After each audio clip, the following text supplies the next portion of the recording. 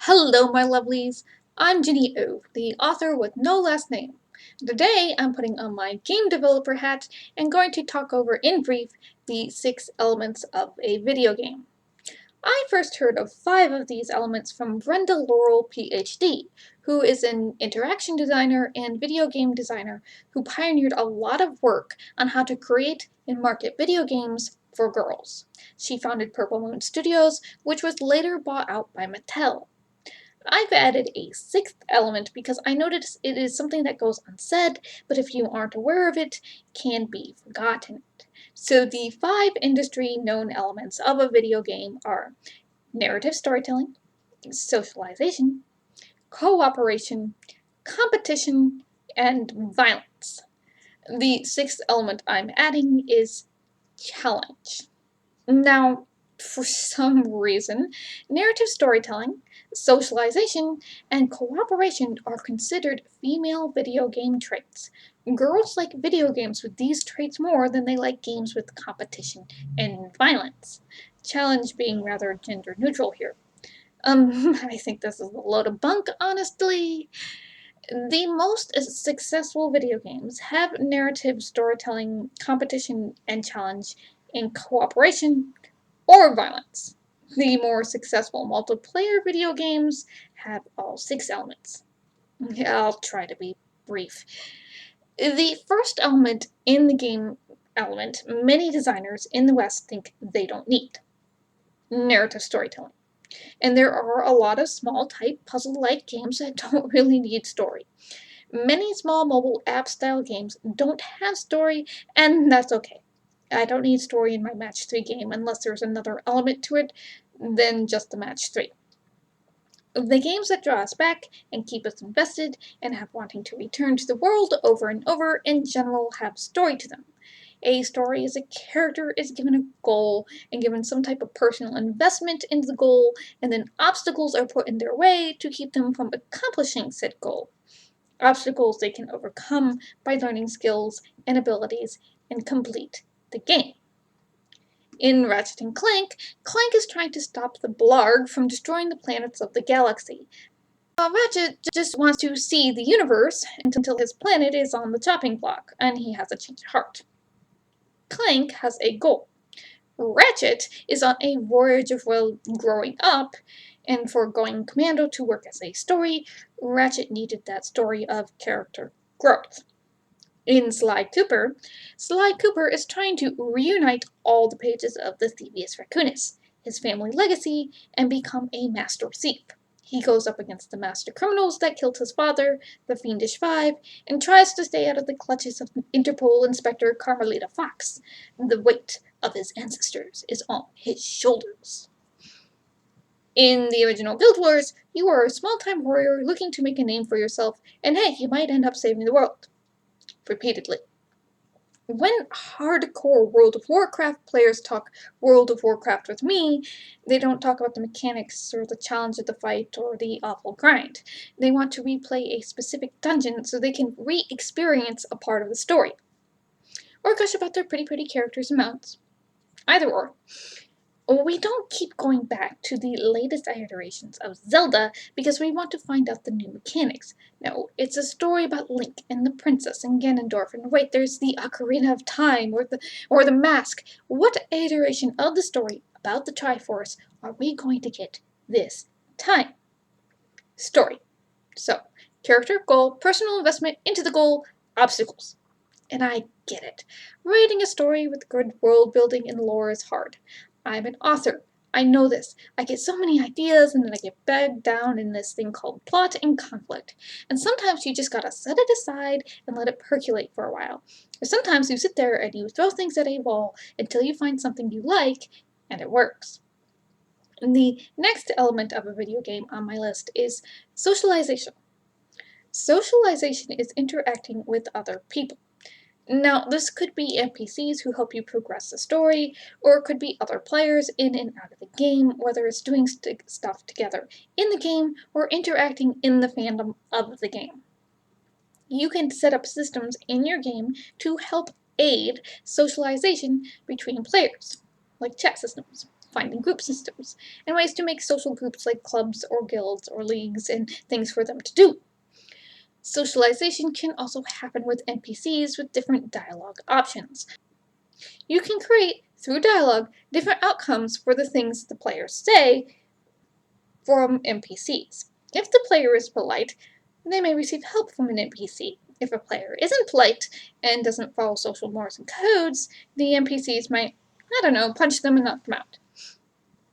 There are informal rules about what is and isn't acceptable for how players interact with each other, and there are more formal rules about what can and cannot be said and done in the presence of minors, which makes chat systems and chat moderation very tricky.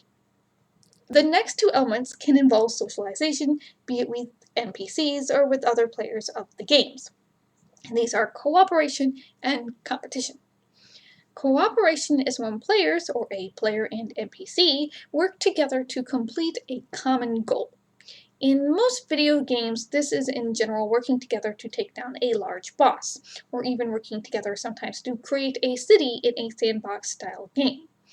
And then there are games where players work together to go up against and try to defeat other groups of players, thus taking the realm of cooperation into the realm of competition. Competition doesn't have to mean fighting. You can compete in sports, or on horses, or in cars. Yes, I know horses and cars are also considered sports, but since a lot of people see sports as things with balls, I just want to be clear. Stop sniggering. Fishing is a sport. Competition can end up in smaller games like app games being leaderboards over who has made the most match 3s in the least amount of time. Yes, way to add unneeded anxiety into what I want to be a relaxing experience. But some people have to be the best at everything. Competition can be up against other players or against AIs. It tends to involve timers and leaderboards. There are players who aren't going to play any game if they can't compete in it, even if it's up against the clock or their own selves. The fifth element of a video game that has crept into almost every single genre of game, and that is violence. Violence is the player taking a weapon up to and including their fist and just bashing on an NPC or another player and hopefully in a fair, mutually agreed upon competition. Fighter games. Battle arenas. RPGs. RTS games. 2D and 3D platformers. Endless runners. Violence has even crept into farming sims. The list goes on and on. Violence is everywhere in video games because it is the easiest way to create reasons for cooperation and competition in the unstated and sixth element of a game. Challenge. Violence, in my opinion, has turned into a crutch, where it's more of a challenge to make a video game without resorting to hurting or killing NPCs or other players. Yes, there are some days where I want to put in Ratchet and Clank and just obliterate everything in my path. It's cathartic. And other days, I'm just looking to relax and do some farming and have some charming story, or just run around and explore a map without having to cast magic every minute. I mean, that's why it's good there are lots of different types of games out there, because sometimes you want different things. The last element of a game, and one not on the official list and often just assumed, I believe is challenge. Now we know they say when you assume things, it just makes an ass out of you and me, so I want to cover it. Especially because a lot of modern AAA game companies are exploiting challenge for monetization purposes. Challenge is how difficult is it to complete a task or goal in a game.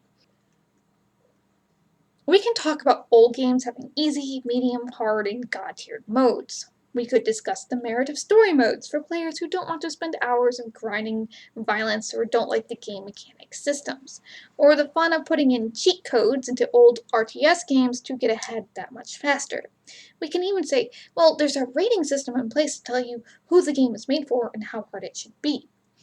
In this day and age of Steam and Apple stores that don't deal with the ESRB or PEGI and the real need to talk about accessibility and AAA games making their games too challenging in order to trick your brain into buying items with real money to complete a task, challenge is a conversation that's probably worth having as game developers and game players.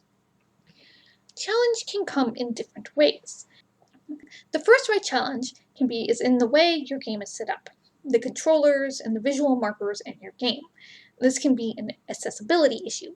How easy and intuitive are your game systems set up on keyboards, mouse, or controllers, or on phone screens? And then there are the colors of your game markers, like enemy markers or waypoints, standing out from the background of your game. Can these game controls and keybinds be changed? Are there color options?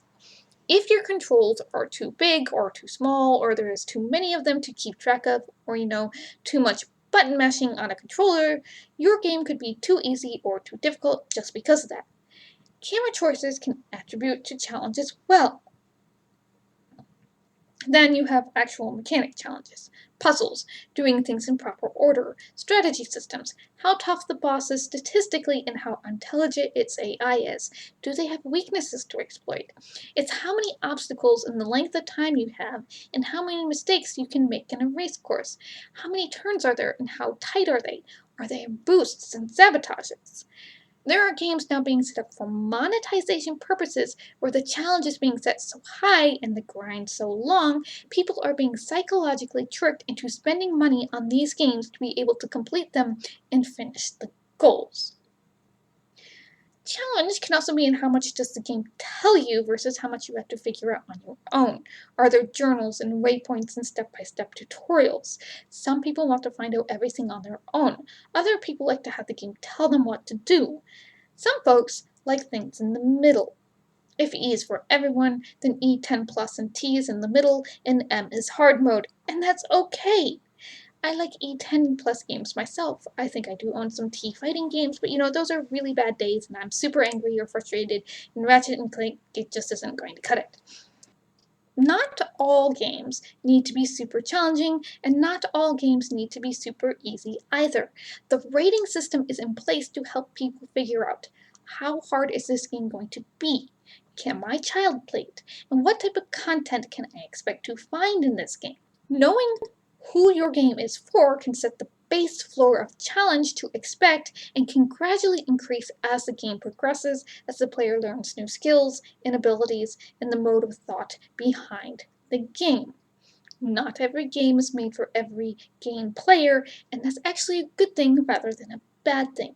It's when one player type takes over the market and games are only made to cater to them, we start having issues as a game development industry. Lastly, there's the element of challenge. You, as a game developer, don't have quite as much control over, and that's the challenge of player versus player in multiplayer games, where it is a matter of skill and there's a certain amount of chaos to it. Now you, as the game developer, can set up systems so the players can be matched in the fairest way possible in skills and gear and levels, so the player's skill can be what is being tested rather than how much time and money they've put into the game. So it's still fun for everyone. The point of difficulty in a game is to give the player something to overcome within their skill level and have them still have fun doing it. If the game is too difficult or challenging for any of these reasons, then the player will become frustrated and more likely quit your game. It's really easy to hold on to systems and mechanics because you've made them and you like them and you've put hard work into them, rather than keeping them because the players actually enjoy them. Not every video game is going to have every element on this list. Some will only have specific elements because of NPCs and AI systems. When you sit down to create your game concept and your game mechanic document, it's something to consider. How do you want to address each of these elements of the game? Narrative storytelling, socialization, cooperation, competition, violence, and challenge in your game. Do you need all of them? You need specific iterations of them. How do other games handle these elements in your game genre or in games you enjoy? What do you find lacking in those games, those elements, that you're making this one? Finding the balance is going to be tricky, and you aren't going to please everyone, because different aspects of these gameplay appeal to different types of players. See my 8 types of a video game players video. This is why beta testing is important in implementing the constructive feedback without taking out huge chunks of the game. I know I spent the longest times on story and challenge, mostly because I see the most controversy around them, I suppose. I think cooperation could be exploited more as a mechanic outside of dungeons, but I haven't seen it really yet. I hope you found this useful, and it gave you something to think about. Thanks for listening. Take care of yourselves, stay safe, bless, and I'll see you in the next video.